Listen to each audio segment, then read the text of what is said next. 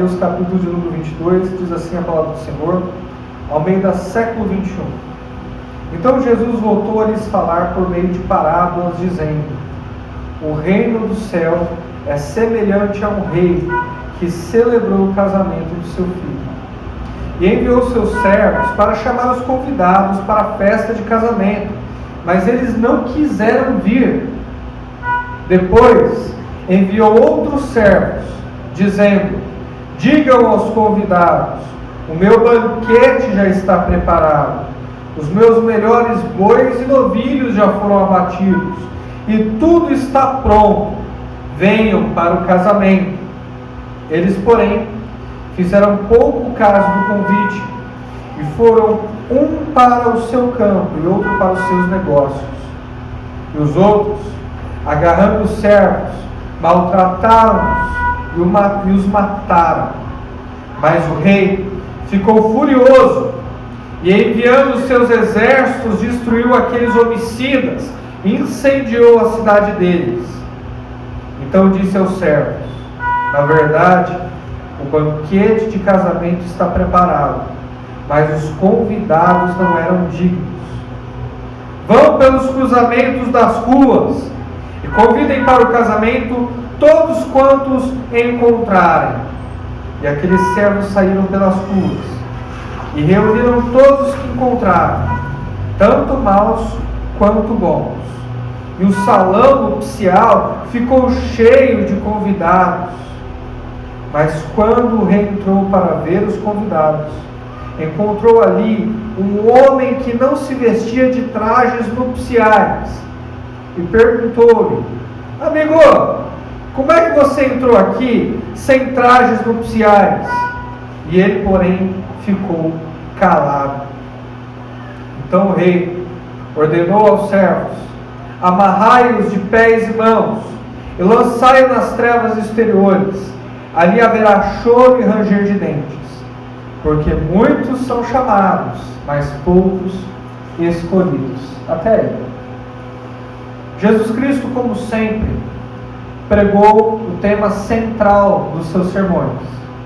Por vezes você vai ver Jesus Cristo falando a respeito do reino dos céus, conceituando, ou pelo menos tentando conceituar, inculcar na mente dos seus ouvintes aquilo que seria o reino dos céus. Jesus Cristo faz isso em diversos sermões, e parece que ele nunca chega em um denominador comum. Ele nunca conceitua o reino dos céus em uma ou duas frases. Ele nunca diz: o reino dos céus é o céu.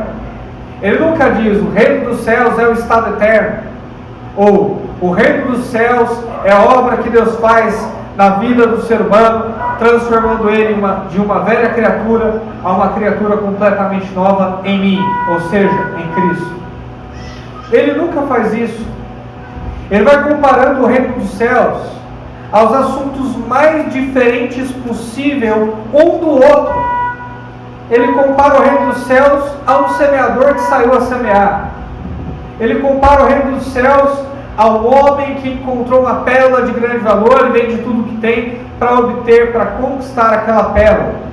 Ele compara o reino dos céus a um pastor que deixou as 99 para achar aquela ovelha que se perdeu. E por aí ele vai, conceituando o reino dos céus das formas mais diferentes possíveis, a fim de que a gente pudesse entender a complexidade do reino dos céus e a potência, o poder daquilo que Cristo veio anunciar por meio do seu discurso e, sobretudo, da sua carne. E nós aterrissamos aqui, em um desses sermões de Cristo, em uma dessas parábolas cheias de significado espiritual, aonde ele diz o que é o reino dos céus, ou o que é o reino de Deus. Reino dos céus, reino de Deus, é a mesma coisa. E agora, ele está comparando o reino dos céus a uma festa de casamento. Bodas, o que é bodas ou bodas? É uma festa de casamento. Salão nupcial, festa de núpcias, o que é isso? Festa de casamento. Jesus Cristo ele compara o reino dos céus a uma grande festa de casamento. E não é qualquer festinha não. É a festa que um rei está dando. É a festa de casamento de um rei, do filho desse rei, o príncipe do reino, pessoas de suma importância. O rei estava celebrando a festa de casamento do noivo, o seu filho, o príncipe, com a sua noiva. E ele estava alegre, ele estava contente. Era uma cerimônia, era um dia especial, personalizado, único. E ele manda chamar os convidados. Quem não gostaria de receber o convite dessa festa de casamento? Essa festa anunciada por Cristo aqui é o casamento do Neymar com a Bruna Marquezine. É o casamento do ator de Hollywood mais famoso, do Brad Pitt, com a Angelina Jolie. Essa festa de casamento ia aparecer na capa da revista Caras. Essa festa de casamento ia sair na Tititi, na Contigo, ia ser televisionada. É o casamento do príncipe William com a Kate. Esse tipo de casamento que Jesus Cristo está dizendo aqui. Um casamento que não se repete mais. E os convidados deveriam, no mínimo, se sentir ansiosos com aquele convite. Se sentir privilegiados de serem contados entre aqueles que foram escolhidos para estar na festa de casamento do ano, provavelmente na festa de casamento do século. Mas não foi isso que aconteceu. Apesar da felicidade, da alegria do rei, os convidados não reagiram de acordo com essa alegria. O verso de número 4 mostra um pouco daquilo que estava no coração do rei. Ele manda os seus servos dizerem o seguinte: olha, vocês vão dizer o seguinte para os convidados: o meu banquete, não é jantar não, é banquete, diversos tipos exóticos de comida. O meu banquete está preparado. Os meus melhores novilhos e bois estão prontos. Era boi nobre, era boi Nelore, era churrascaria fogo de chão. É o que ele está dizendo aqui. Está tudo pronto, manda chamar eles, porque tudo está pronto, eles não têm que pagar nada, só tem que vir para o casamento. E contrariando aquilo que os seus ouvintes podiam pensar, que os convidados receberam com alegria e regozijo o convite do casamento, o verso de número 5 diz a reação deles, a reação mais inesperada possível. Eles, porém, fizeram pouco caso. Como que alguém faz pouco caso de um convite desses? E além de fazerem pouco caso, outros foram para o seu campo. Campo é agricultura. A agricultura pode esperar. Se planta hoje, aquilo que se plantará amanhã se plantará sempre. Não era nada urgente. Não era prazo pedido pelo juiz que tinha que responder na hora. Não era esse tipo de negócio. Era um negócio que se tem tempo para fazer, que o tempo está ao teu favor para poder produzir. Mas era tão pouco caso que fizeram, que um foi para o seu campo, outro foi para o seu negócio. Eles deram cada um a sua desculpa. E o pior tipo, outros, agarrando os servos, maltrataram os servos, lê-se, torturaram os servos, e mataram eles. Sem motivo algum. Por motivo fútil, conforme diz o Código Penal. Pegaram os servos sem mais nem menos e mataram. Não há motivação para esse crime. E o rei fez aquilo que se espera que um rei desprezado faça. Se espera que um rei que recebeu uma devolutiva como essa perfaça.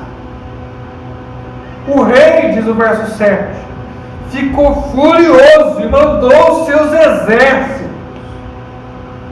Mandou exércitos. Mandou meia dúzia de soldados. Mandou os exércitos. Para mostrar que com ele não se brinca. Que ele é uma autoridade. E destruiu aqueles homicidas. Matou cada um deles. E incendiou a cidade deles. Olha, nem a cidade dessas pessoas presta. Nem a cidade deles presta. E ele deu uma nova ordem para os servos. Pelo menos para os servos que sobraram. Ele chegou à seguinte conclusão: olha, na verdade, o banquete estava pronto, eu fiz tudo certo, o problema não é eu. Porque eu sou um rei bom, que está alegre com o casamento do filho, que preparou todas as coisas.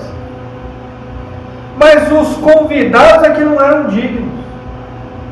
O problema não está em mim, na festa, no meu filho, na sua noiva. Não. O problema é que os convidados não eram dignos. Não eram dignos. Não porque não tinham dinheiro. Não porque não tinham boas condições financeiras. Ou porque aos olhos da sociedade não eram pessoas nobres ou pessoas de bem. Eles não eram dignos porque recusaram o convite do rei. Eles não eram dignos porque desprezaram o convite daquele que é indesprezável, que comanda todo aquele reino e ao qual eles devem sim obediência. É por isso que eles não eram dignos. O rei não tem dúvida. Fala para os seus servos e diz o seguinte: olha, agora vocês vão para os becos, vocês vão para as ruas, vocês vão para as vielas, e vocês podiam entender o seguinte: vocês vão para a Sé, e vocês vão chamar os usuários de crack. Vocês vão ali na Augusta e vocês vão chamar as prostitutas. Vocês vão ali na Avenida Paulista e quem estiver tomando café, não importa, naqueles cafés chiques, vocês vão chamar também. Vocês vão chamar quem aparecer pela frente. Vocês vão chamar indiscriminadamente. Vocês vão chamar quem quer que cruze o caminho de vocês. Vocês vão chamando. Vocês vão falando aí. E quem quiser vir, que venha. É essa a ordem do rei. Foi isso que ele mandou fazer. E aqueles servos, diz o verso de número 10, saíram pelas ruas e reuniram todos que encontraram, tanto maus quanto bons. Diante de Deus todo mundo é mau, mas diante da sociedade nós fazemos juízo de valor entre aqueles que são bons e aqueles que são maus. E a festa de casamento estava cheia de gente assim. Gente boa aos olhos da sociedade e gente má aos olhos da sociedade. Estava todo mundo ali, porque não importa, o rei mandou chamar todos. E o salão nupcial, ou seja, o salão da festa de casamento, ficou do jeito que o rei queria, cheio de convidados.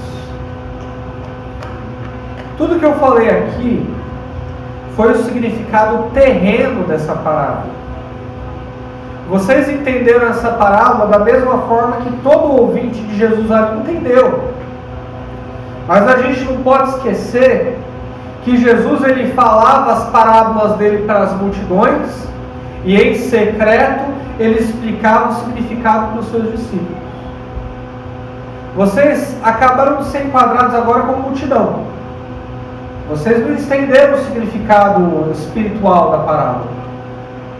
Vocês entenderam como qualquer pessoa é capaz de entender. Vocês perceberam essa parábola não como um grupo seleto que recebia o significado espiritual, mas como a geral, que podia ter ouvidos e ouvia. Quem tem ouvidos para ouvir, ouça. É assim que vocês receberam. Mas não fiquem tristes não, porque eu vou contar o significado espiritual para vocês. Claramente, esse rei é o Deus Pai, Deus Criador dos céus e da terra, o Deus que tudo fez. E o reino dos céus é comparado a uma festa de casamento entre o noivo e o filho dele, ou seja, Jesus Cristo, o noivo, o filho. Paulo mais adiante vai mostrar essa interpretação para a gente. E a noiva, igreja. Isso é o reino dos céus. O casamento, o encontro entre Cristo e a sua igreja. E nesse casamento, o Deus Pai se alegra e se regozija. Sabe o que Deus Pai fez? Ele mandou Cristo nascer como judeu, cumprir toda a lei como um bom judeu. E Jesus Cristo anunciou primeiro o Evangelho, através de sinais, maravilhas e a sua pregação, para o seu povo e só para o seu povo. Jesus Cristo nunca saiu de Israel. Jesus Cristo nunca foi para as outras nações. Os outros discípulos, sim, mas Jesus Cristo não. Jesus Cristo veio para os seus. Mas a Bíblia nos diz que Jesus Cristo veio para os seus, o seu povo, o povo judaico, e os seus não o receberam. O povo crucificou a Cristo Jesus, o povo judeu. E os mestres e fariseus, que eram os responsáveis por estudar a lei, por compreender a lei e por apontar o Messias assim que ele viesse, ou seja, aquele que era profetizado no Antigo Testamento para cumprir a promessa de morrer pelos pecados do mundo, esses mestres e fariseus, ao olhar para Jesus, o desprezaram. Incitaram a multidão para que desprezassem a Cristo também. Não receberam o convite de casamento. O problema não estava com Deus. O problema não estava com o noivo Jesus. O problema não estava com os simples de coração, que a igreja, que abraçaram o noivo. Não. Os convidados não eram dignos. O problema estava com aqueles que eram duros demais para perceberem que o Messias estava ali, se materializando, fazendo carne, e se fazendo carne. Então um dia, esse Deus ele virá com juízo e força, e queimará todos, e não sobrará pedra sobre pedra, e exercerá juízo sobre todos aqueles que não o receberam, sobre todos aqueles que rejeitaram esse convite. Porque o maior pecado não é cometer adultério, apesar de ser um pecado grave. O maior pecado não é cometer assassinato, e de novo, assassinato é um pecado gravíssimo. O maior pecado é rejeitar a Cristo Jesus como Senhor e Salvador da sua vida. Esse é o maior pecado que alguém pode cometer nessa terra. Ironicamente, ou será que não? Pouco tempo depois de Jesus Cristo ter pregado esse sermão, os romanos invadiram Israel e queimaram aquela nação e arrancaram até mesmo os fundamentos do templo que eles se gloriavam de ter construído, e era a marca registrada daquela nação. Deus mostrou que com ele não se brinca. Deus mostrou que é rei, que governa e que ninguém o despreza. De que lado você está hoje? E aí Jesus Cristo, Ele conta o que está no coração do Pai. O plano inicial dele era fazer com que Israel fosse uma nação modelo, que espalhasse o Messias para o mundo. Seria do agrado e do prazer de Deus cumprir o seu decreto através da nação que Ele separou desde os tempos antigos. Mas porque o homem é mau, duro de coração e não recebeu o Messias, Deus continuou o seu decreto apesar da nação de Israel. Não foi porque a nação de Israel o negou. Não era plano B de Deus salvar os estrangeiros. Era só propósito dele fazer pela nação. Mas pela dureza de coração dos mesmos, ele foi obrigado a fazer apesar da nação. E mandou chamar nós, os desprezados. Ide por todo mundo pregar o evangelho a toda criatura, e quem crer e for batizado será salvo. Vão pelas ruas. Quem quer que vocês encontrem, pregue o evangelho.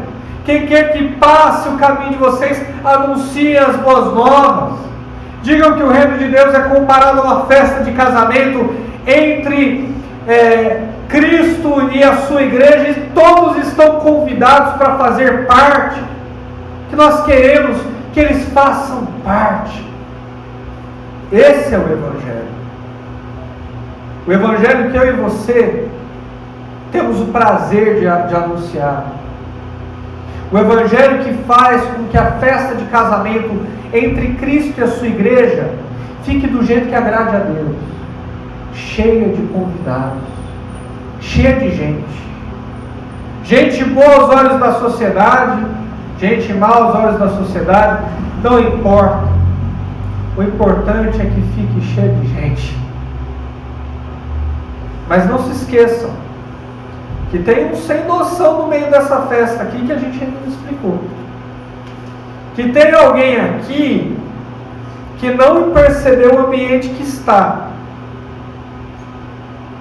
O verso de número 11 diz que quando o rei entrou ali para ver os convidados, encontrou ali um homem que não se vestia de trajes nupciais, que não estava com roupa de casamento. E ele perguntou: amigo, como é que você entrou aqui sem roupa apropriada? E o homem se calou. E vocês podem se perguntar: pastor, o rei agora foi mal, né? Puxa, tudo bem, às vezes ele não tinha dinheiro para comprar a roupa dele. Olha, ele foi mal vestido, mas ele foi. O importante é que ele foi, não é, pastor? A gente tem que entender o contexto cultural.